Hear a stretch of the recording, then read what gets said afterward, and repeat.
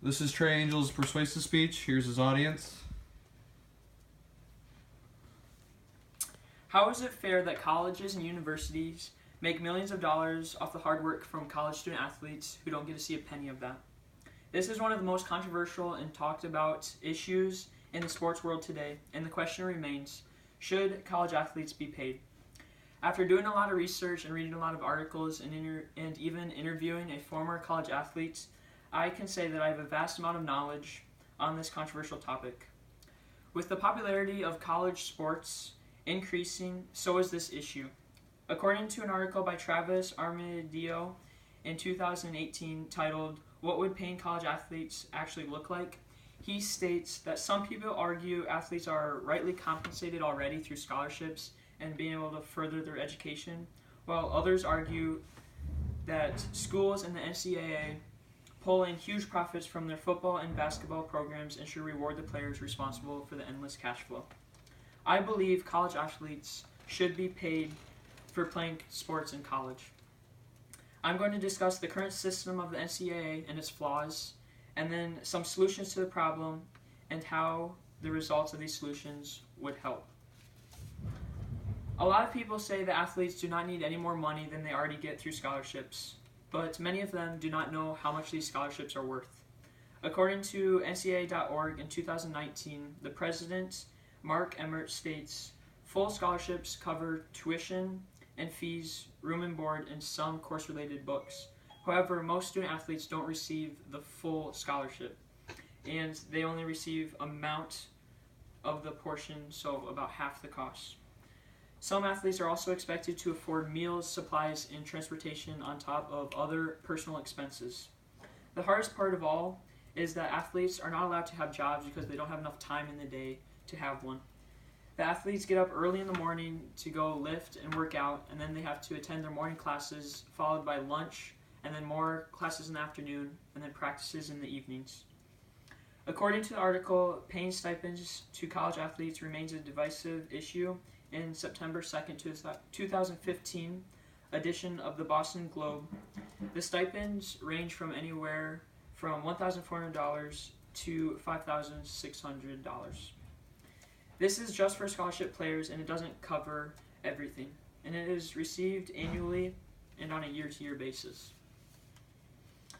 The Huffington Post website that was last updated November 11th, 2015, had an article titled "Solution Regarding Paying College Athletes or Not is Simple." It was written by Ken Reed, and he states that people claim that bigger schools would have an advantage with the new system. However, that is not true because they already have an advantage, so nothing would really be different. The bigger schools have more things to offer the athletes, so the better the athletes are, they're more likely to go to these bigger schools to be on the better teams. The SIRS Online Reference Center reported from Tulsa World in an article titled "Should Players Punch In?" that even after paying for rent and food, some students still don't have enough money for necessary living expenses such as cell phone bills, utilities, car insurance, and transportation. There is no way to get enough money to cover everything since they don't have a job, and this might cause these athletes to live with little food, no protection, and bad living conditions. Many people think that if we start to pay college athletes more, it will become corrupt. However, the system that is going on right now, it is corrupt because there is under-the-table deals that we don't hear about, and athletes are already receiving illegal money and cars, and their families are getting jobs because of it. According to an article I found on the New York Times titled "Should College Athletes Be Paid?" by Jack Hannigan, he stated that we are already on the road to ruin and have been for some time. Not paying athletes what they deserve make them not want to participate in the college athletics, and that is why we have so many one-and-done players who declare early for the draft even if they're not quite ready.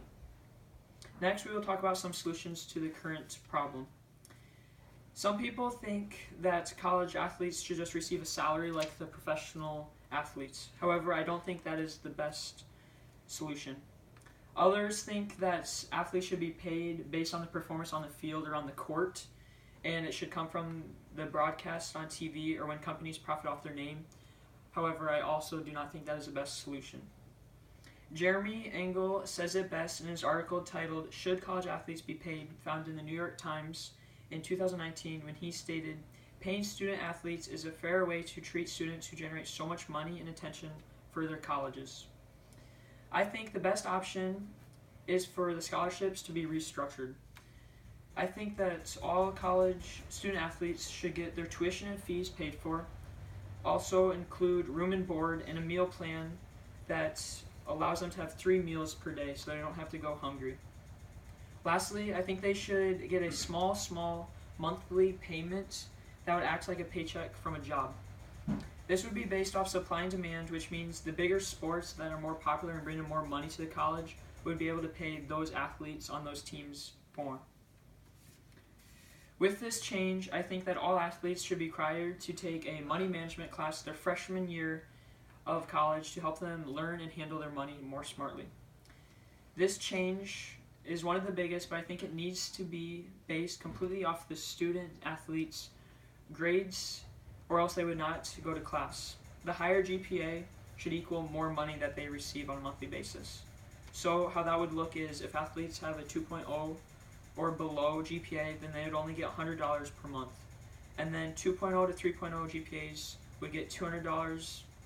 3.0 to 3.5 would receive $300 a month, followed by 3.5 all the way up to 4.0 GPA student athletes would get $400 a month. Those money amounts are just an estimate, and it solely depends on how much money the sports are bringing in to the college. The fact of the matter is that football and men's basketball bring in the most money, so obviously those athletes are going to be able to get paid more.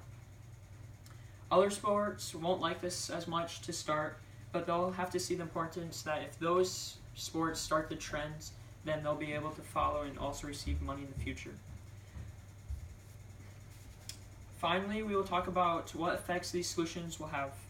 With these changes, student athletes will be able to not have to worry about where they're going to get their money from, but they'll be able to focus on their education and sports more.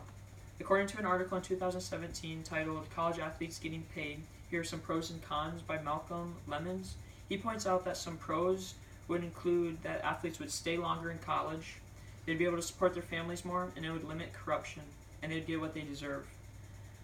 Some cons, if this new system does not take place, is the athletes will continue to not have enough money, and the colleges will continue to make money off of all their hard work.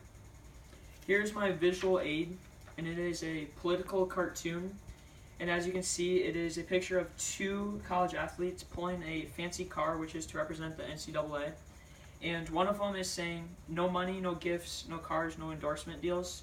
Tell me again why we are doing this." And the other athlete responds, "For an education, but I'm not feeling too smart." In summary, college athletes should be benefited more for their hard work. We have looked at the issue of paying college athletes by first what the current system is, then some solutions to the problem, and how it would look after the new system took place. We may not all be college student athletes, myself included, but we have to give credit to where credit is due, and college athletes deserve to get a portion of the money that they bring into the college. Times have changed, and we have to be able to change with them, or we will be left behind. It is time for the NCAA to make much needed changes. For the many reasons outlined above, I think college athletes deserve to be paid.